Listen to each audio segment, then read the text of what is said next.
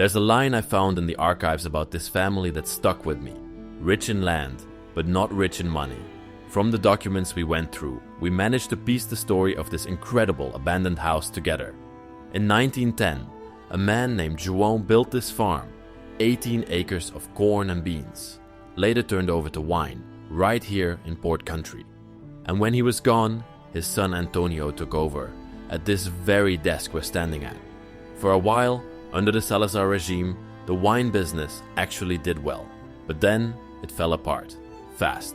In 1973, Antonio sold his wine and his brand to a buyer, who took everything and simply never paid him. A year later, right after the regime fell, he went out with a truck and got robbed of the rest. And here's the saddest part we came across in the papers. His own sisters, to this day, still say it was all his fault, and that dispute never healed.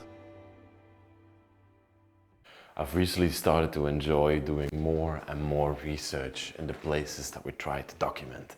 And for today's video, I did a tremendous amount of research in the local libraries, online, and we figured out so much history of the previous family that lived here. These were people that lived through the regime of Salazar and were also badly influenced by it. And I'm going to take you on a journey through their mid-century Douro house today. I'm not joined by Luke today. Behind the camera we have my Portuguese friend Ricardo. What's up? And he's going to help me out, film a little bit in this place. Have a look where we are standing.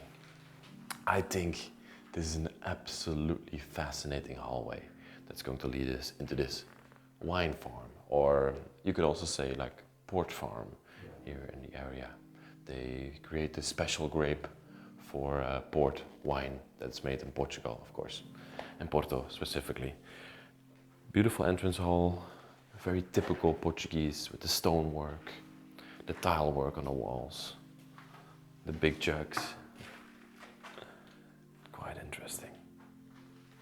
Look at this one over here. It's a small bidet that's standing here in the entrance hall. Quite interesting. Yeah. Very unfortunate though, but the doors that lead to the wine cellars are locked up. If I smell the hole though, I still smell the beautiful juicy wine that's in there, and I want to actually have a look in it, but it's unfortunately not possible. Let's go into their house and let me tell you their story. A very funny quote that I read about this family is that they are rich in land, but not rich in money. And the father of the family bought this farm in 1910, and he paid a significant amount of money for it. And they had 18 acres of fields of corn and other kinds of beans and everything they found over here in the beginning, and later they switched to wine. But they didn't have a lot of money from their accountancy. It's the first thing I want to tell you. But look over here, because in every house in Portugal that's kind of middle class, that is quite big, you mostly find a altar, and this one is no exception. And I think it's still in a very, very beautiful shape. Look at all that burnished gold over there. San Antonio. Oh, yeah. That's actually Very popular here in Portugal. Very popular. So his father is called João, and the son is called Antonio, maybe because of the saint. Maybe. And I'm pretty sure this was João, who used to live here and who built this farm back in the time. Wow. We have yet another picture of a lovely lady sitting in the garden. Oh, that's quite beautiful. It is. Or even the white dove above there. Oh, yeah.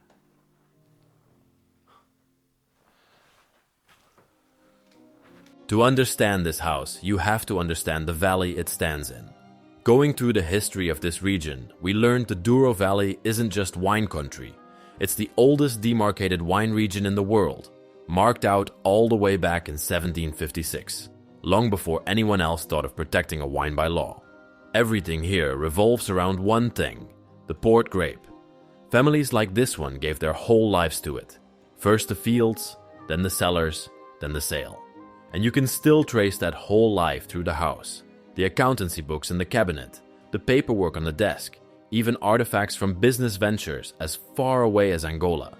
That's what makes what we found in this kitchen so special. A bottle of port, some 65 years old, still sealed, still smelling sweet. Down the hall, the cellar doors are locked, but you can smell the wine right through the keyhole.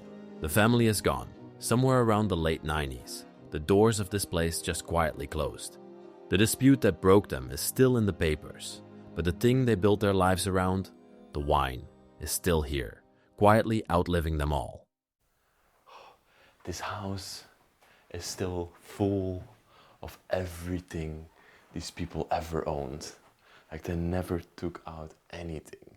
They have their depictions, their paintings, everything is still inside of here.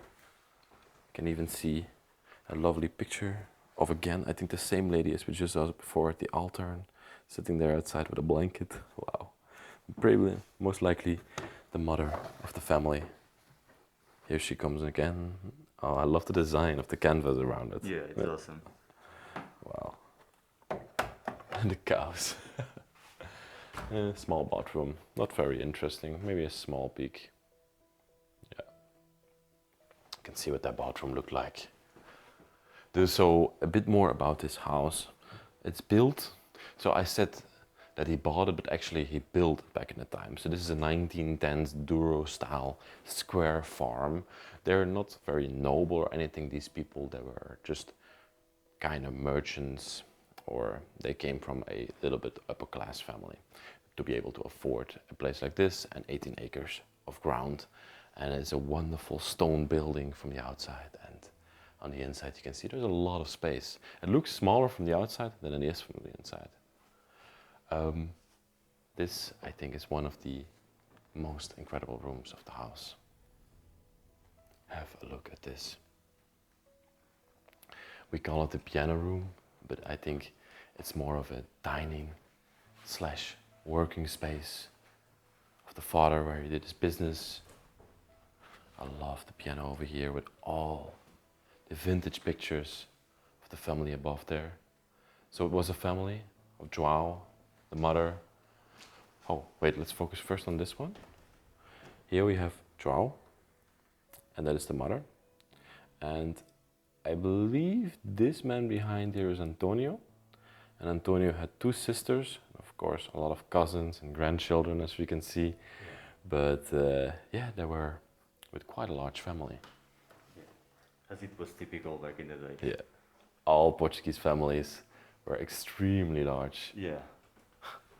Love this depiction, quite awesome. Very typical jacket.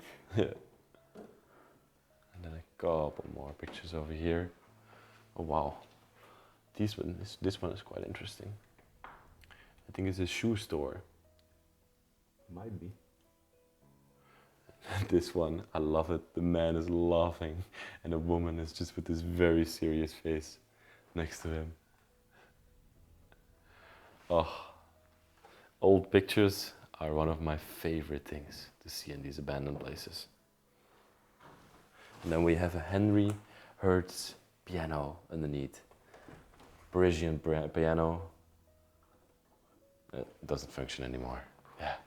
And then over here we have the working desk of first João and afterwards his son Antonio, and a lot of interesting things happened on this desk. So back in the time, Portugal was part of Angola was part of Portugal, was part of the mainland, and a lot of these farmers also did business with people from Angola and even went there. And we see a lot of African artifacts, probably Angolan artifacts over here. Yeah. And they indicate that João probably did business, and I also read it throughout the documents that there are some business endeavors in Africa. And later on, Antonio took over the farm, and he actually turned it into a more profitable wine farm for the beginning during the regime of Salazar. But once the regime started to fall, Antonio started to be scammed. So in 1973, Antonio sold wine and his brand to somebody, and then they took his wine and never paid him for his product. And in 1974, after the fall of Salazar's regime, he actually went out with his truck and got completely robbed. And his sisters, still to this day, in the papers say that he's responsible for everything that happened, and that's why they have like this big family dispute at this point. Very sad, always, like how these things happen, and it's always because of very small things happening in somebody's life. The desk, nicely equipped with a picture of the grandchildren. So lovely. A lot of pictures around here, a lot of artifacts. And this is where first João and then Antonio used to work. That's maybe the wife of João. Maybe. Yeah. She looks lovely. Love the painting. I think there's still gold in the vault. Why really? This one is locked up. Locked. Yeah, it's not going anywhere. There's A to Z combination lock. Beautiful, beautiful vault. Like I've seen many of these throughout the years of exploring, and they will probably never leave these houses because they're super, super heavy. Yeah, those locking mechanisms are awesome, right? Yeah. Wow. And then we have a cabinet filled with all the books and accountancy. Wonderfully designed cabinet.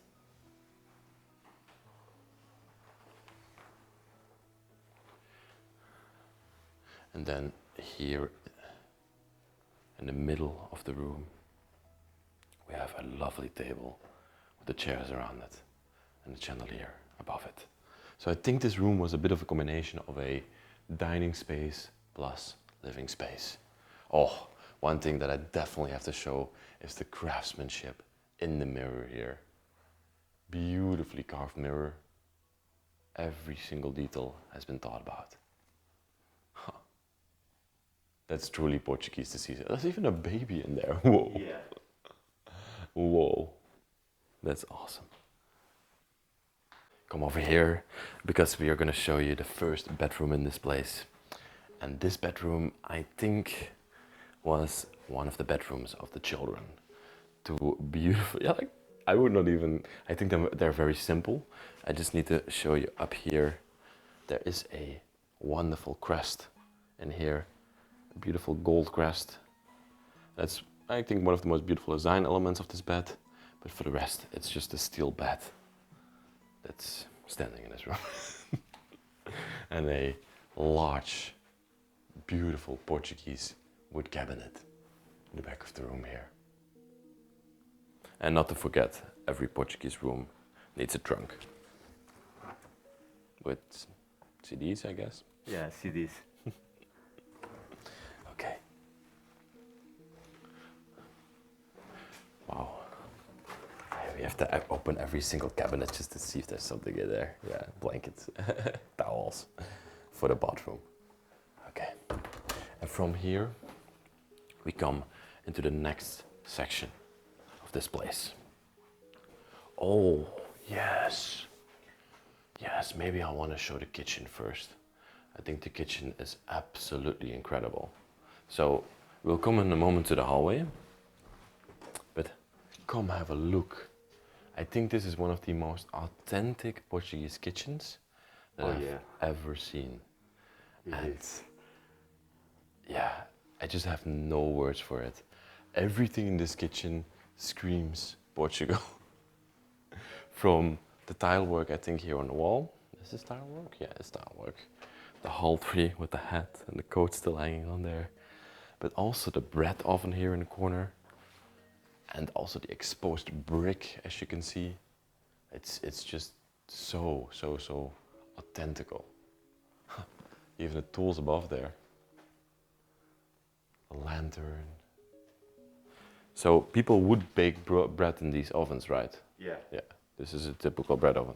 In Italy, that would be pizza ovens. Yeah, here was bread. Yeah, you can see. Let's put this back. And this I have always found fascinating as well, because they have always this bench that sits right next to the open fireplace here, where food would be cooked. And yeah, I think you could enjoy a nice, like, hot seating area from that bench towards the fireplace over here or something like that. And then this massive exhauster chimney above there. Wow. A stove, typical Portuguese stove over there. Cast iron stove. And since the time of abandonment, which we think is around the year 1995 to the year 2000, so about 25 to 30 years at this point, nobody has lived here, but all their dishes are still standing here, all their dirty dishes, which is very interesting. Even the sink and everything is completely made out of stone. And I think this is their cabinet for all their provisions. Yeah, of course, a very important provision is a bottle of vino. Yeah, wine. Yeah. Wine from 1963. It's a very old bottle. Oh, there's actually port. Oh, it smells beautifully. Wow. Amazing. So we're holding in our hands 65-year-old port that still smells great. Awesome. She's a little sip. Maybe. No, it's very dirty on the inside now. I'm not going to do it Maybe this then. time. Yeah. We want to survive this trip. Yeah. And yeah. Also a very interesting aspect. Of course, the cabinet, we can look at it from over here. It's still completely filled. All the cups and everything. Wow. And a clock.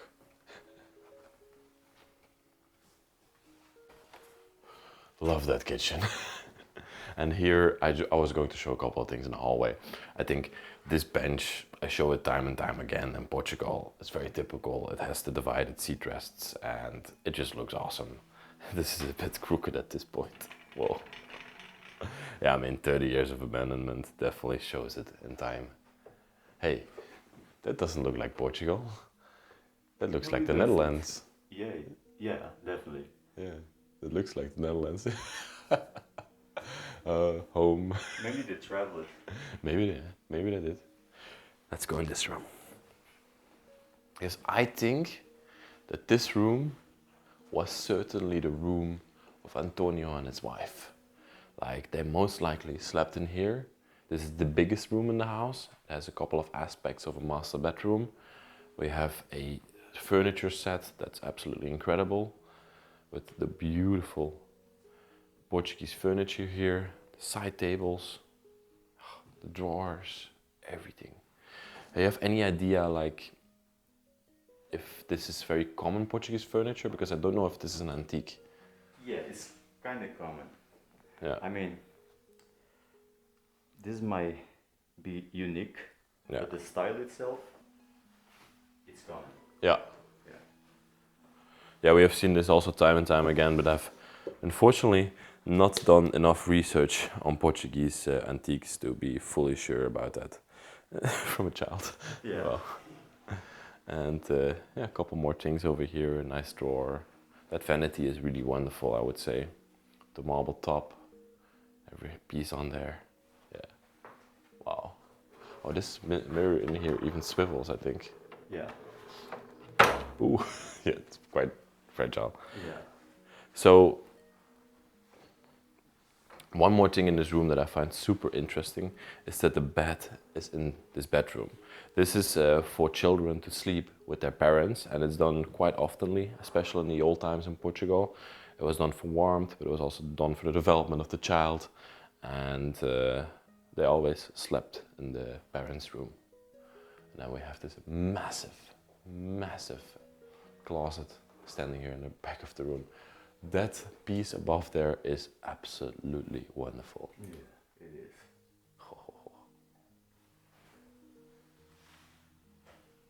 Okay, let's go over to here.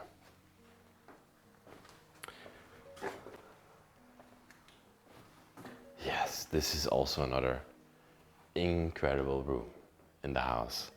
This was the main dining space, but also salon area where the family rested in the evening after a long days of work on the field. Let's go around it. Oh, what is a Portuguese house without a bunch of plates? Yeah, right. And also plates from sailing around the world. Here you can see on this one, it's super interesting. It says 1500, 1500 to 2000. Yeah. And it's from Brazil, a very vague map of Brazil. Yeah. It's not accurate at all, but Yeah, but it's a nice touch, a good reference to Yeah. Portuguese colonial past. yeah, they already started. They were one of the first countries in the world that had colonies around the world. And yeah, sailing nation going around the world and conquering different countries. Oh. Oh, I thought this was a chest. Whoa. Okay, that was why this chair was here. I love these built-in cabinets. Oh, liquor. Of course. A lot of Or it, alcohol. yeah. I mean, what do you have to do after a long day of work otherwise? It is a very interesting bottle here. Bremdolin, what's this kind of liquor? Oh, I love smelling these things. Another vino from 90. What am I seeing here? This one is from 1902? 1902, yeah. Bro, this is 125 years. Yeah. 123 years old. Yeah, that's amazing. That's really old. Whoa. I'm quite stunned by that. Me too. Whoa. Table. Lovely woodwork as well, as we always see in Portugal. A leatherwork chair. I mean, you could definitely see that these people had some money. They didn't put everything in the fields though. And then we have a cabinet here. And a lovely sitting area as well. Fireplace and everything. Lovely. You want to smoke? The ashtray, of course. Yeah. Back in the time, everybody used to smoke a lot. Yes. Okay. Love the fireplace, by the way. I think it's absolutely awesome with the stonework and everything.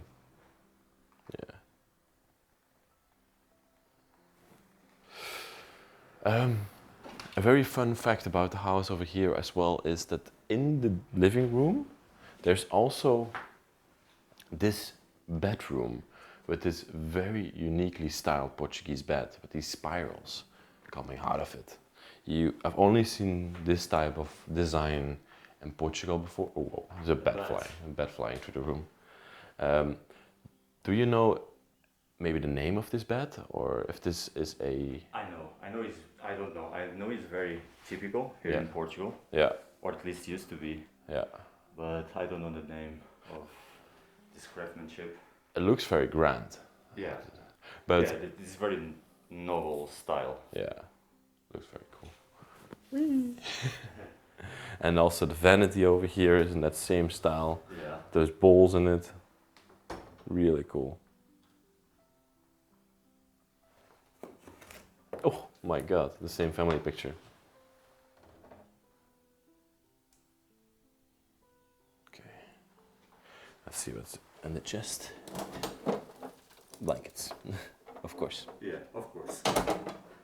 Does your mother do that as well? Yeah, actually she does.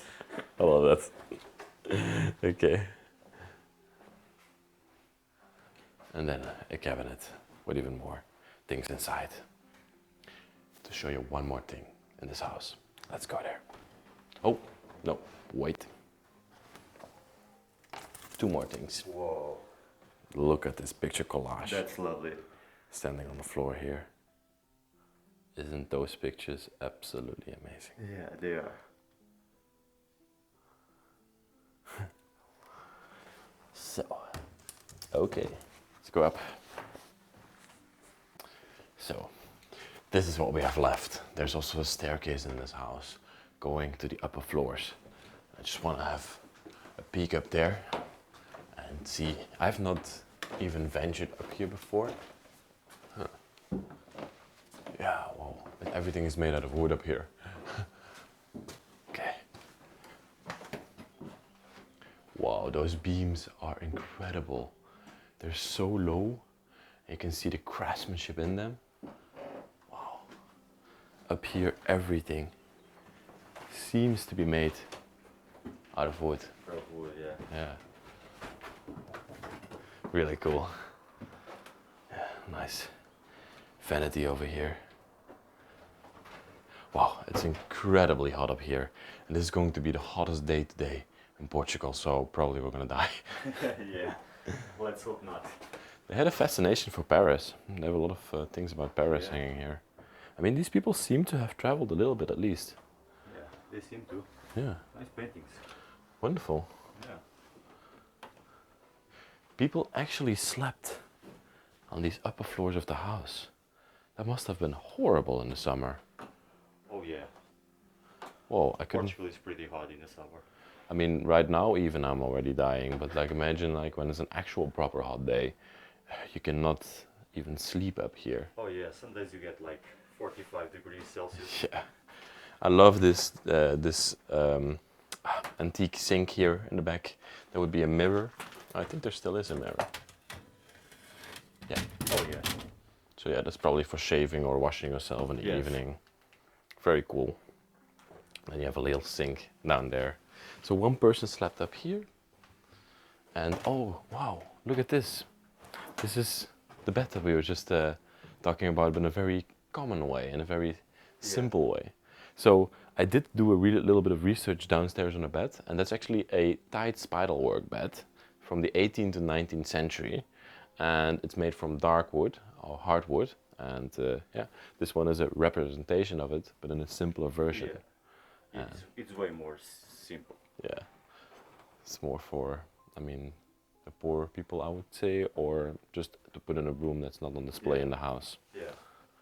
And I love lovely wall scones over here with a half-burnt candle on it.